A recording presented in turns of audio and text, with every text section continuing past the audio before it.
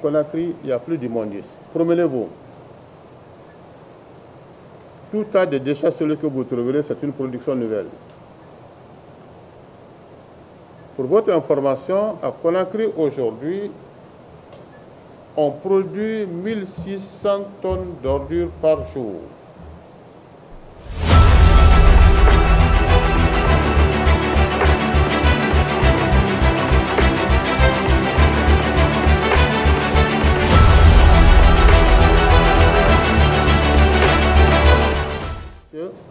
Merci d'avoir répondu présent à l'appel du service de la communication du ministère de l'Hydraulique et de l'Assainissement. On a jugé opportun de vous inviter pour qu'ensemble, on parle de l'assainissement en cette saison pluvieuse. Le problème de l'assainissement de Conakry avait commencé à être insurmontable. Le président de la République y a mis une volonté politique en créant un ministère spécialement dédié à l'assainissement. Nous avons demandé un programme intérimaire d'urgence pour nous permettre d'évacuer tous les immondices qui étaient dans la ville de Conakry. On avait fait une petite évaluation où on avait plus de 2 millions de mètres cubes d'ordures à Conakry. On a commencé par Fossédé, par Kipé, mère et enfants, l'université même, Matam, l'aviation militaire, alors il y en avait partout, à Kenya, etc., etc. Mais j'avoue que le conseil ne m'a pas entendu du tout. J'ai été frappé avec un fouet qui était destiné à quelqu'un d'autre. Alors on est fatigué avec cette histoire de programme intérimaire, cette histoire de programme d'urgence. Ils avaient raison. Parce qu'avant, on avait trop investi d'argent dans l'évacuation de ces immondices qui n'ont jamais bougé. Au contraire, le volume augmentait tous les jours. Et je prends comme modèle Fossédé. Tout le monde connaît Fossédé. On avait là des déchets qui avaient une hauteur de plus de 15 mètres qui touchaient même les lignes de transport de Garapuri. On s'est attaqué à cette montagne d'ordures. En 10 jours, on est parvenu à dégager le coin. Et aujourd'hui, quand vous passez à Fossédé, vous avez envie d'aller manger dans ce ZTT, dans cette ZTT, cette zone de tri et de transit. Alors, tout ce que nous faisons aujourd'hui répond à une stratégie de professionnalisation de la gestion des déchets. Comme je le disais, 2 opérateurs ont été recrutés. Un premier qui s'occupe de la pré-collecte à Kaloum, de la collecte et du transfert des déchets à la décharge dans les zones de Matam, Dixine, Ratoma et Matoto. Il est juste chargé de la collecte et du transfert des ordures à la décharge. Le second opérateur, lui, s'occupe de la gestion des déchets au niveau de la décharge. Nous sommes en train actuellement de passer de l'étape de la décharge à l'étape des centres d'enfouissement technique.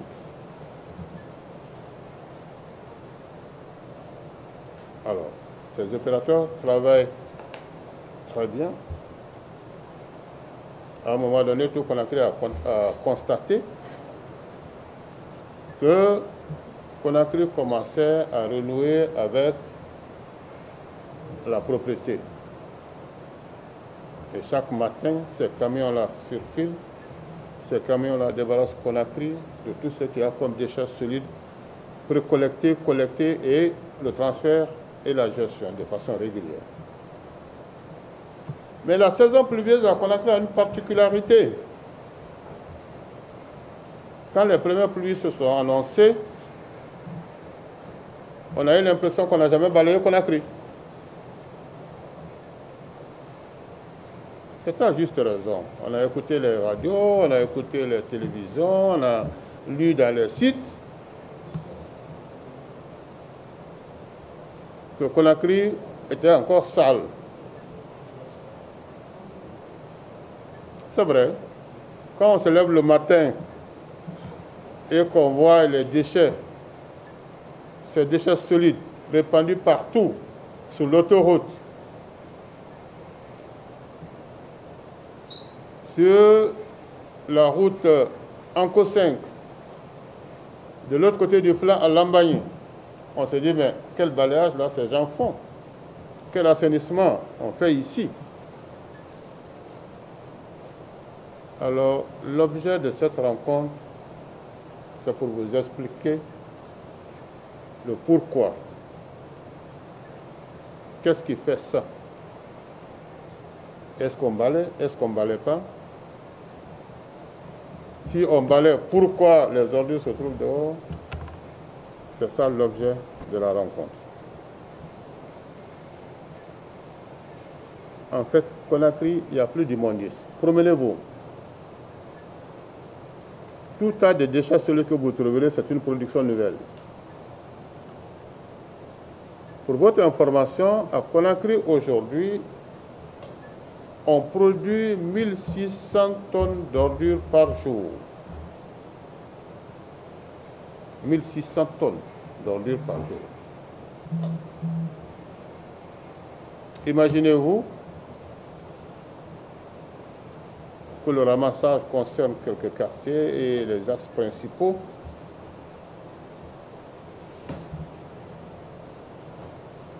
S'il arrive que les PME qui ont la charge de précollecter les ordures dans les familles et les amener au point de collecte n'ont pas travaillé ou punissent leurs clients en n'allant pas débarrasser les familles de leur production, vous convenez avec moi, le stock se reconstitue. Conakry a la forme d'un cône renversé, comme ça, avec un sommet et des flancs. Alors, quand il pleut, les eaux pluviales sont drainées vers les flancs, à droite comme à gauche. Ces eaux pluviales sont drainées à travers des canaux d'évacuation. Et qu'est-ce qui arrive? Vous avez le plus grand bassin versant au niveau de Dabondi. Tous ceux qui sont au sommet de Dabondi, de Bonfi, quand il pleut, on vient, c'est un spectacle, mettre les ordures dans les canaux de drainage et l'eau entraîne ces ordures au bas du flanc. C'est ce qui se retrouve sur l'autoroute. Ce sont les déchets là que vous retrouvez là le matin après les pluies. C'est pas qu'il y a des déchets régulièrement dans les caniveaux. Tout dernièrement, vous avez vu la campagne qui a été lancée par le ministère des Travaux publics, la campagne de curage. Ce n'est pas pour rien. Parce que même si vous curez le matin, le soir, quand il y a de la pluie, on vient reverser la production de la journée. Alors la nuit même nue, ces mêmes ordures se retrouvent dans les mêmes caniveaux. Il faut encore reprendre l'opération. Et quand ces caniveaux-là sont bouchés et que le passage de l'eau est rétréci, il y a deux choses. Soit on a de l'inondation en amont, ou le courant d'eau entraîne les ordures sur les chaussées. Voilà ce à quoi vous assistez. Mais ce qu'il faut noter est qu'aussitôt ces déchets ont été entraînés par le courant d'eau sur les chaussées, dans la journée, ces mêmes déchets sont nettoyés par les opérateurs qui ont la charge du nettoyage.